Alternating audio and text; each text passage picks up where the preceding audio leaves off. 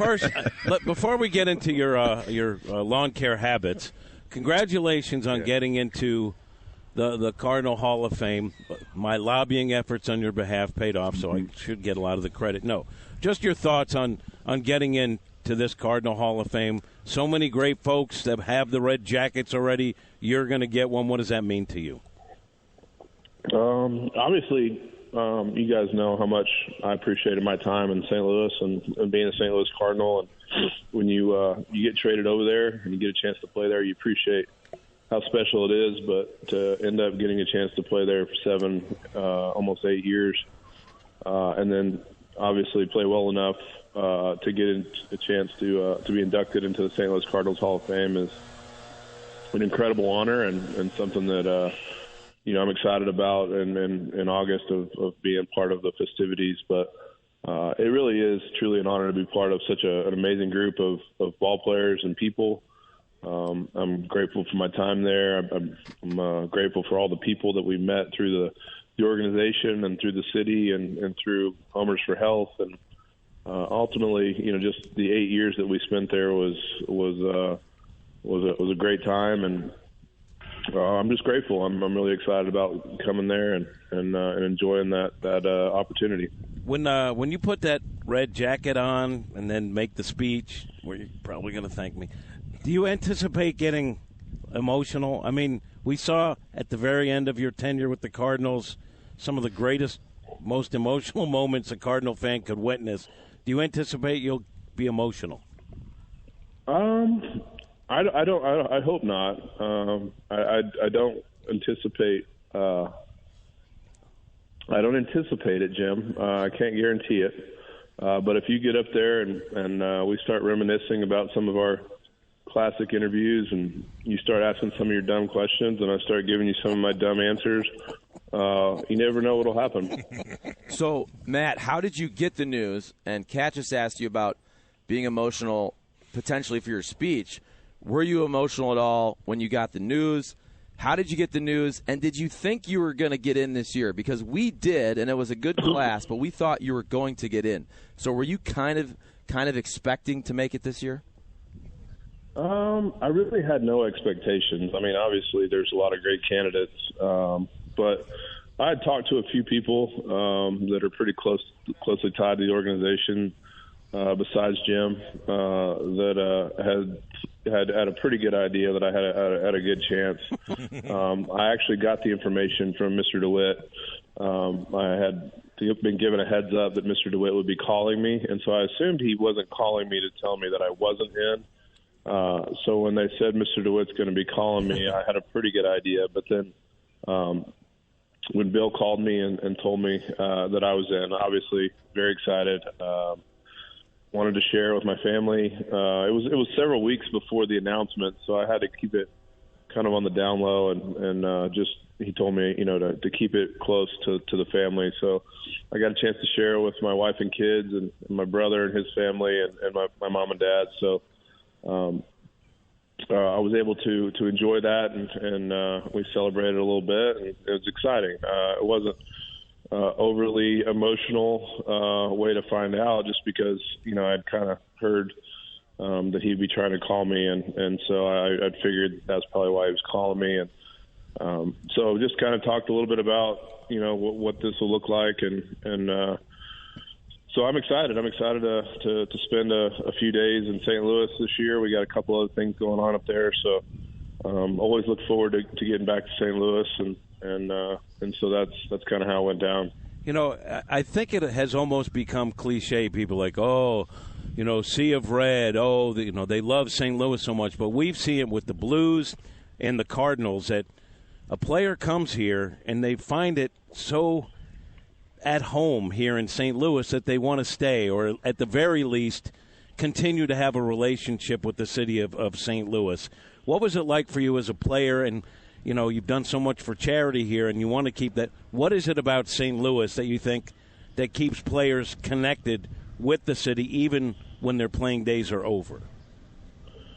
Well, I think it's the support of the city for the sports. I think the fans are obviously love the Cardinals and the Blues, and they really appreciate. I think the sports. I think that the players feel I think they feel the connection with the fans as far as the appreciation from kids all the way up to older folks of just like it's kind of a classic, like, old school feel of people just loving their team and then loving the players that play for their team. And so I think there's this cool bond that maybe is unlike others, where you feel like it's something that the city, even the surrounding states and towns grow up supporting the Cardinals, loving the Cardinals, and then when you get out in the community, you can really feel it and see it, and the support they give you in anything that you do. When you talk about a program like Homers for Health, the support that you get immediately, and then you got guys like Mike Shannon and Dan McLaughlin and people that say, oh, okay, we can help drive this bus with you, and then the support you get in these things that you do to try to help the community or programs, and then the Cardinal fans get behind it, and then you can really see how far it reaches and how far the compassion for the city and for people is in the city of St. Louis. So I think players really enjoy that. I think players thrive in that kind of environment and want to be part of it. Hey, let me ask you something, Matty. It might be kind of a goofy question, but I'm kind of a goofy guy. Yeah, but when you come back here, exactly, you're with Jimmy all the time. But when you come back here, though, like, God, so many people. You're only going to be back here for a little bit. Like, how do you balance that? Maybe your kids, friends want to see somebody. Maybe this guy that you've known for a while when you were here, you need to see him. Like, how do you balance that trip back here to try to, see all, you kind of met in St. Louis? Cam, that's a really good question, because I've had a lot of people text me that they're going to come to the event from all over the country. And so, like, a lot of my friends and people that I haven't seen in a while are texting me that they're going to try to make it to St. Louis for the induction. And so it is going to be tricky. And then, obviously the guys on the team that I'm really close with, like Adam and Yachty and Wayno, and Adam and Yachty and Nolan and some of the guys that I'd really like to see and spend a little time with, and Skip and Ollie. So it's going to be, I don't know what I'm going to do. I think we'll try to organize maybe a little get together somewhere that we can try to get everybody that's made their way or gone out of their way to get there, to see and spend and maybe have a meal with, and then maybe I can pop over to the clubhouse and spend some time with the guys and catch up a little bit with them. But it's exciting. I think that's a good problem to have, is to have a lot of people that you want to see. There's going to be, I think, a lot of the families from the Homers for Health program there, and so I want to get a chance to say hello to them. And it's like one of those deals where you get spread a little thin, but like I said, it's a good problem to have, and we're excited to see and catch up a little bit with the people that we could, try to make it work. And then, you always feel bad that you don't get a chance to spend as much time as you'd like with some of them. So we'll do our best and see what happens. But it is going to be fun to see a lot of people that we don't get a chance to see enough of. Well, I got an idea then. To take this off your plate, now if you paid for it, you could rent out a swanky ballroom for a post-induction party. Oh. And you can invite some of your favorite media friends, an invite-only type situation. Yeah, that sounds like a great idea. I don't know who I'd invite from the media that I like enough, but if I do, probably Cam. That's hurtful. Maybe that's probably about it. Cam, maybe Brad Thompson.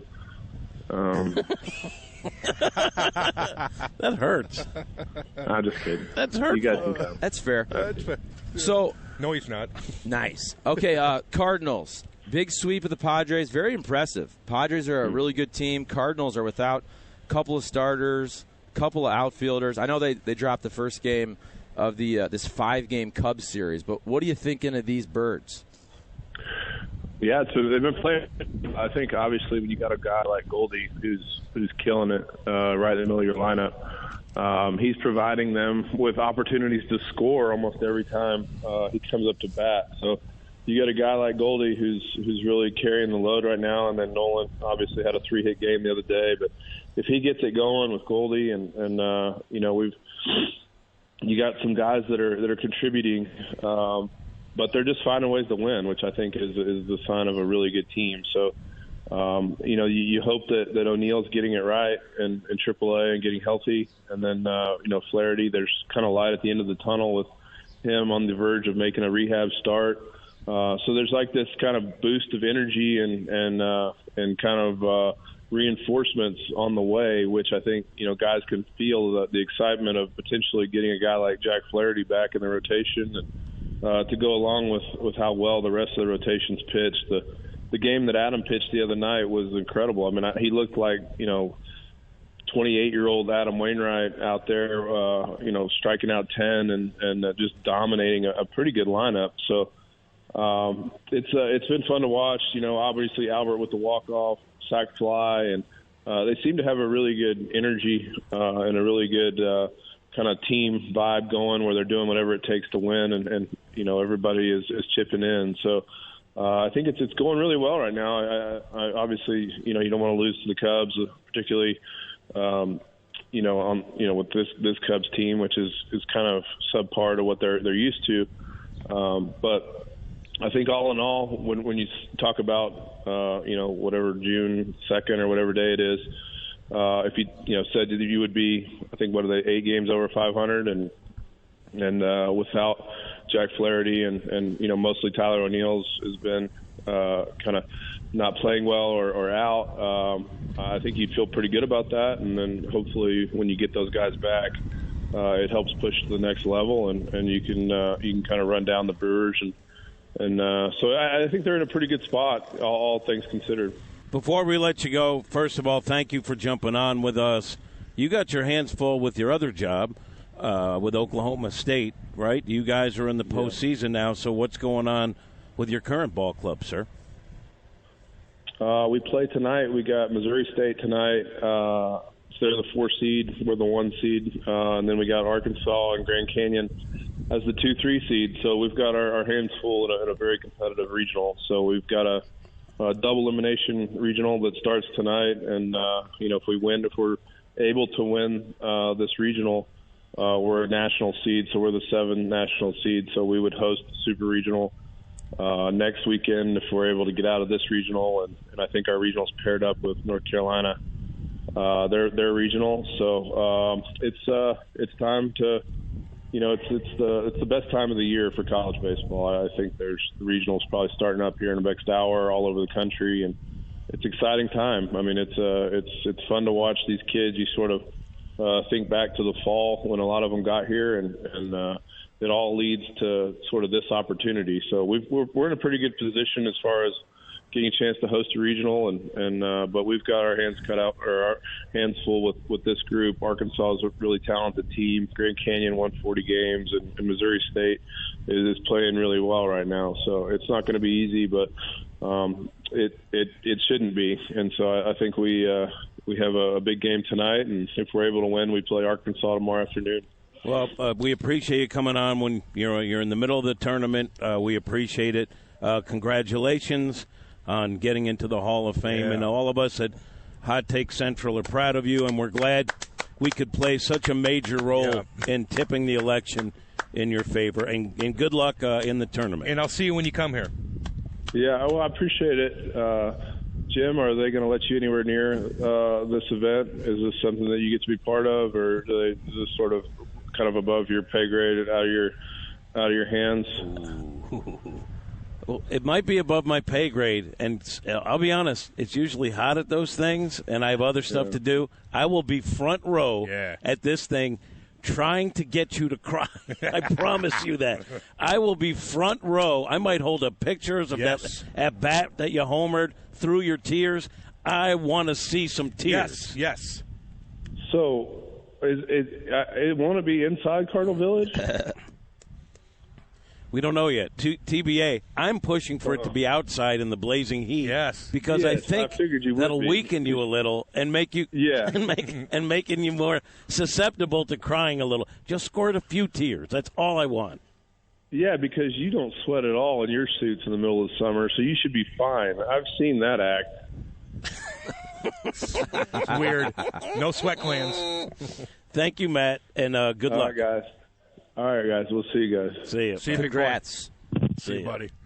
Yeah, well, He's the best. He's got a tournament game tonight. I think he will be emotional. Okay. Oh, he will be. He will. How can you not be? And let me tell you another thing. When the home opener next year, and he's a part of it, he ain't going to be fitting in those Mustangs. He's not. He's going to have to get like a big old GMC Sierra and sit on the back of that thing because it's hard for those guys to even get out of those Mustangs. He's going to have to get a big truck or something. I don't know how that all works, but it's going to be cool to see him. He's going to get emotional, Jimmy. I'm telling you. And I think that was his first post-election into the Cardinal Hall of Fame interview. I know he did the FM before. I think this might be his first comments on officially getting in. Yeah. I think it might be. That's a big and he's a good dude.